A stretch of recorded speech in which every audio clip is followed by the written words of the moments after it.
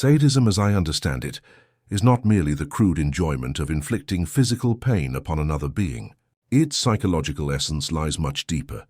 The desire for absolute control, the urge to reduce another person to an object, to strip them of their independence, and to bend them entirely to one's will. The sadistic impulse may manifest in cruelty, in humiliation, or even in subtle manipulation, but its underlying drive is always the same: to abolish the other's autonomy and thereby affirm one's own supremacy. In every sadistic relation, there exists a polarity of power: the one who commands and the one who obeys, the one who acts and the one who is acted upon. For the sadist, the greatest triumph is not simply in causing pain, but in witnessing the victim's helplessness, in seeing the trembling acknowledgement that the victim's fate rests entirely in the sadist's hands. Pain is only a tool.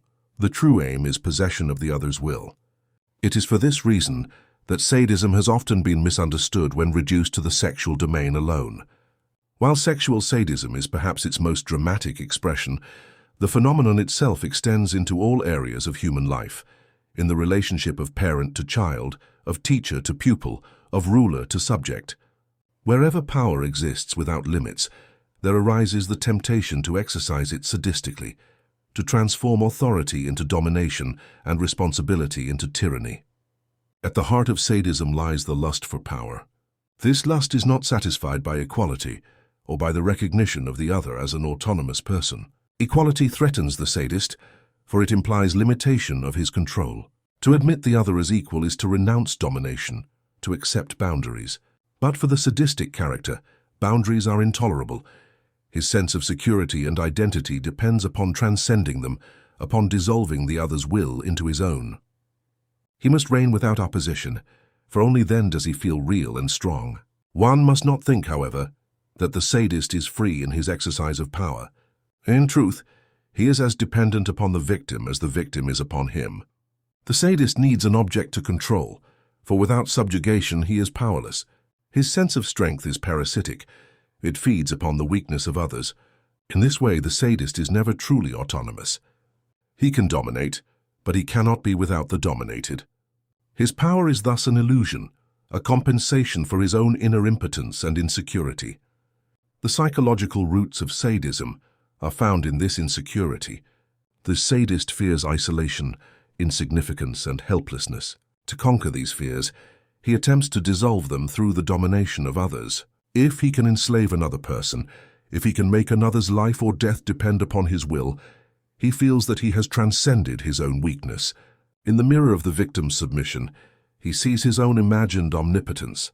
This explains why the lust for power is insatiable. The sadist can never be satisfied with partial control, just as he can never be content with temporary victories. Each act of domination reveals at the very same moment the fragility of his position. He must dominate again, more thoroughly, more absolutely, lest the illusion of omnipotence collapse. Thus, sadism becomes compulsive. The more the sadist attempts to secure his power, the more he is driven to extend it, to find new victims, to create new situations in which his control is displayed. His entire life may be consumed by this chase for mastery. We see this clearly in the political tyrant. The tyrant may begin by seeking security, but once he has attained authority, he cannot stop. He must silence every opposition, destroy every rival, and extend his rule beyond every border. The more he controls, the more he fears the possibility of losing control. The lust for power becomes a trap of his own making. The tyrant is enslaved by the very domination through which he sought to liberate himself. But sadism is not confined to the stage of history. In everyday life, it appears in quieter forms: the parent who humiliates a child, the supervisor who torments an employee, the lover who manipulates a partner's emotions. In each case, the dynamic is the same. The self's insecurity seeks relief in mastery over another.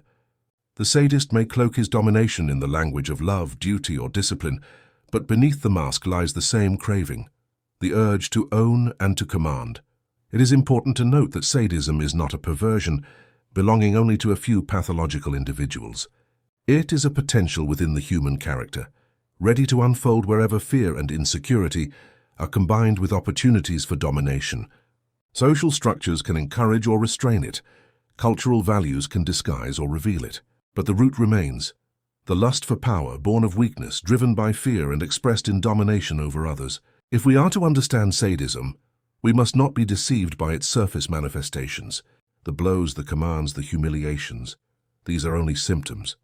The true essence lies in the desire for absolute control, in the effort to transform another human being into a powerless object. Sadism is thus a desperate attempt to overcome one's own impotence through the destruction of the other's freedom. And in this attempt, the sadist reveals both his seeming strength and his actual weakness. For while he may enslave the other, he remains forever chained to the compulsion of his own unquenchable lust for power. If sadism's essence lies in the attempt to master and control another, then its roots must be sought in the inner condition of the sadist himself. The lust for power does not grow out of abundance, but from deficiency. It is not strength that seeks domination, but weakness that cannot bear its own limitations. The sadist fears isolation, insignificance, and the uncertainty of existence.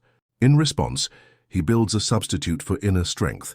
He turns another human being into a possession, a living object whose submission provides the illusion of omnipotence. This dynamic explains why the lust for power is compulsive. Each act of domination alleviates insecurity for a moment, but soon the fear returns.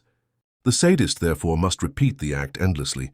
He must command again, humiliate again, enslave again. Power becomes an addiction, and like all addictions, it never produces lasting satisfaction. The more he seeks it, the more dependent he becomes upon it.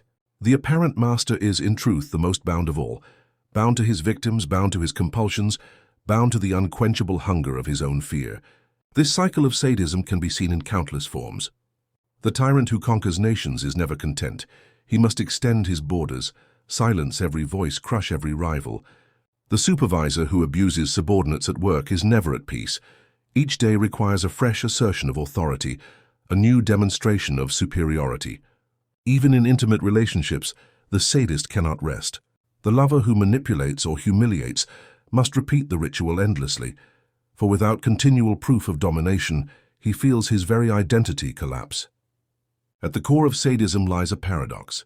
It is the attempt to escape powerlessness through domination, but the very act of domination reveals and intensifies the underlying weakness. The sadist must control, for without control he is nothing. Yet this dependence upon control exposes his lack of true autonomy. He cannot stand alone. He must enslave others to feel secure. His power is thus revealed as hollow, a reflection of his own incapacity to live without the subjugation of others. This paradox is most destructive when embedded in social and political structures. When entire institutions are organized around domination, sadism ceases to be an individual pathology and becomes a collective reality. History is filled with examples: dictators who elevated cruelty into policy, regimes that demanded absolute obedience, systems that thrived on humiliation and fear. In such cases, sadism is no longer hidden in private relations. It becomes the guiding principle of the state. Yet sadism also thrives in the everyday. It is seen in the parent who demands blind obedience rather than respect, in the teacher who shames rather than guides, in the partner who manipulates rather than loves. These everyday forms may appear small compared to tyranny, but they reveal the same structure: the desire to turn another into an object of control, the refusal to recognize the other's autonomy, the attempt to overcome insecurity by abolishing freedom. It is essential to distinguish sadism from healthy forms of leadership or authority. Genuine authority rests on competence, respect, and mutual recognition. It seeks not to enslave but to guide, not to humiliate but to strengthen. Sadism, by contrast, destroys the other in order to sustain the self. It cannot build, only dominate. It cannot respect, only subjugate. The sadistic drive also reveals something about the human struggle for freedom. Every person faces the tension between independence and security. Freedom is burdened with anxiety, for to be free is to accept responsibility, uncertainty, and the limits of one's own existence. For some, this burden becomes unbearable. They resolve the tension not by embracing freedom, but by attempting to annihilate it in others. In doing so, they gain the illusion of security, yet at the price of their own humanity. Fromm reminds us that sadism is not confined to a few pathological individuals. It is a latent potential in all human beings, arising whenever insecurity and fear meet the opportunity for domination. It flourishes where social conditions reward control and punish weakness, where cultural values equate power with worth, where institutions permit domination without accountability. The danger, therefore, is not merely personal but collective. Entire societies may slip into the sadistic pattern if the lust for power is left unchecked. Ultimately, the study of sadism confronts us with a difficult truth. The lust for power is a mask for impotence. What appears as strength is, at its root, weakness. What appears as mastery is, in reality, dependence. The sadist imagines himself a god, yet he is bound more tightly than any slave, chained to the compulsion of domination, never able to rest, never able to love, never able to be free. Thank you for watching, and please don't forget to like and subscribe.